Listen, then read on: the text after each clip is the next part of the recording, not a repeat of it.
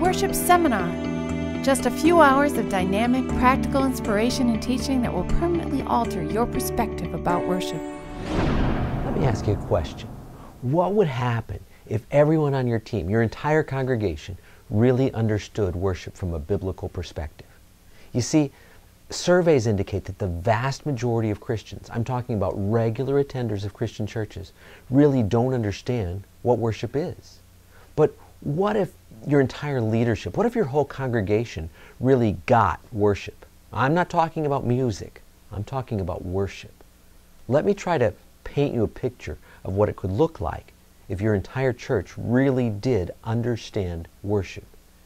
Do you think you might hear less, "I don't like that song," and more, "I love Jesus"?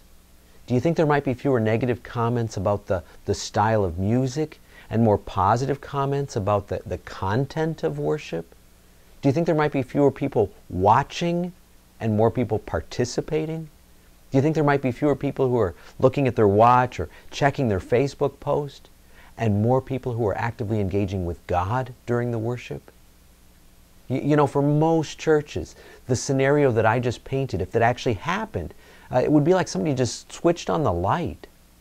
So the question then is, how do you get to that picture that I just painted? How do you make that scenario a reality in your church?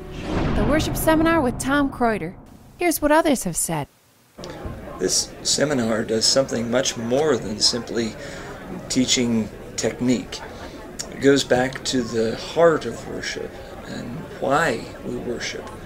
Something every Christian, whether in music ministry or not, needs to be reminded of. I learned so much more than I expected. This seminar made such a change in me. I'm not involved in the music ministry at all, but I learned things that will greatly benefit me in all aspects of daily walking with Jesus.